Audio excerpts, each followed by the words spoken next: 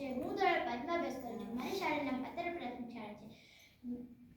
આજે હું વાર્તા રજૂ કરું છું. તો સૌ શાંતિથી સાંભળજો. મારી વાર્તાનું નામ છે એક બકરી ને બે બચ્ચા. એક બકરી હતી, તે મોટા અને સુંદર ગાઢ જંગલમાં રહેતી હતી. તે ગાઢ જંગલમાં એને એક વિચાર આવ્યો કે આ જંગલમાં તો વાઘ, વરુ, સિંહ, દીપડો વગેરે પ્રાણીઓ રહે છે.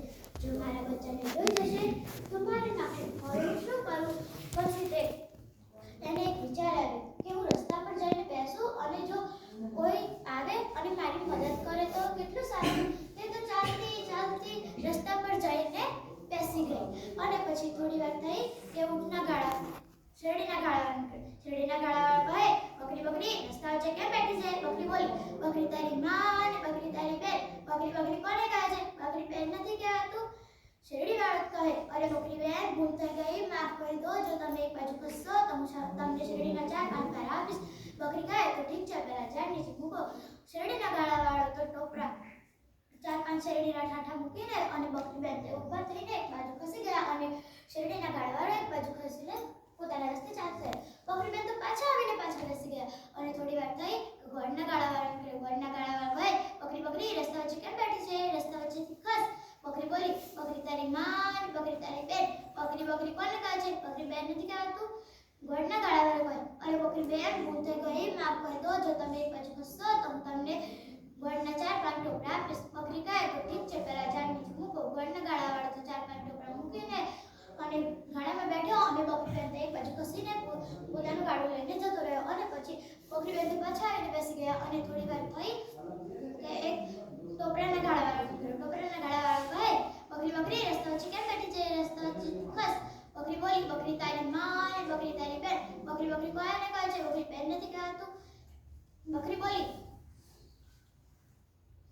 ટોપરાના ગાળા વાળો બોલે, અરે બકરી બેન, ભૂલ થઈ ગઈ, માફ કરી દો. જો તમે એક બાજુ ખસશો તો હું તમને ટોપરાના 4 પાન તારા આપીશ. બકરી કહે, તો ઠીક છે, પેલા ઝાડ નીચે મૂકો. પછી તે ટોપરાના ગાળા વાળો તો ટોપરા મૂકીને અને બકરી બેન એક બાજુ ખસ્યા અને પોતાનું ગાડું લઈને પોતાના રસ્તે ચાલતો થયો. હવે બકરી બેન જગ્યા શોધવા લાગ્યા. જગ્યા શોધીને તેમને બધું સામાન ત્યાં લઈ જઈને ગોળની પીતો કરી, શેરડીના દાંડા કર્યા, ટોપરીના નાળિયા નાખ્યા અને પછી બચ્ચાને ગાવા લાગ્યા. ગોળ કેરી ભીતરડી ને શેરડી કેરા દાંડા, ટોપરીએ ઘર છાયા બચ્ચા ચાલો એ મારીએ. પછી બચ્ચા પણ ઉછળીને ગાવા લાગ્યા. ગોળ કેરી ભીતરડી ને શેરડી કેરા દાંડા, ટોપરીએ ઘર છાયા બચ્ચા બારણો ઉગાડો. આ સાંભળીને ત્રણે સાંજ પડતા સૂઈ ગયા. અને સવારે જ બકરીને ચરવા જવાનું હતું, તેથી તે સવારે વહેલી ઉઠીને બચ્ચાને ગાવા લાગી.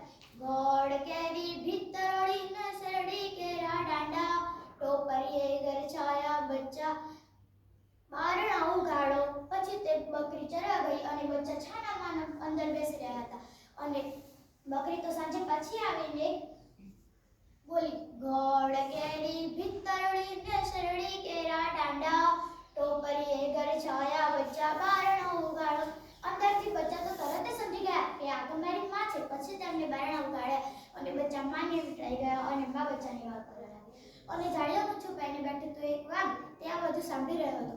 તેને મોકો મળતા જ બચ્ચાને મારવાના હતા. તેથી મને એક વિચાર આવ્યો કે હું સાંજ પડતા જ પહેલા બચ્ચાને મારી નાખું તો કેટલું સારું. પછી તો બકરી સવારે જ ચરવા ગઈ અને ગાતી ગઈ. ગોળ કેરી ભીતરડી ને શેરડી કેરા દાંડા, ટોપરીએ ઘર છાયા બચ્ચા બારણા ઉગાડો. બકરી બેન તો ચરવા ગયા અને સાંજ પડતા જ વાઘ આવ્યો અને ગાવા એમ તો કઈ ગાતો ન આવડતું. પછી તે છાનો માનો જતો રહ્યો. અને પછી બકરી બેન આવ્યા અને બોલવા લાગ્યા. ગોળ કેરી ભીતરડી ને શેરડી કેરા દાંડા, ટોપરી